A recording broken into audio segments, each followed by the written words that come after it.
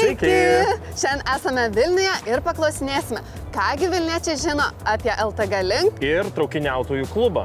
Važiuojam? Pirmas klausimas būtų, ar žinote, kas yra traukiniautojų klubas? Tai žmonės, kurie važinėja traukiniais, iš principo.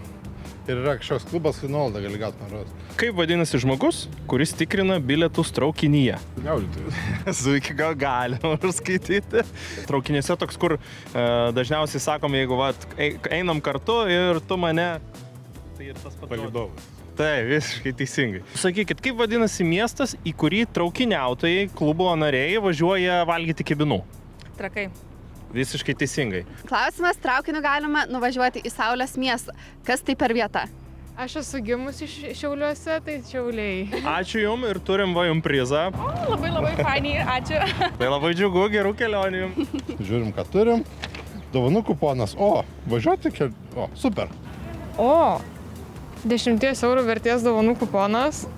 Tai super, aš kaip tik galvoju važiuoti į Kauną, orai susitvarkė, tai labai gerai panaudosim.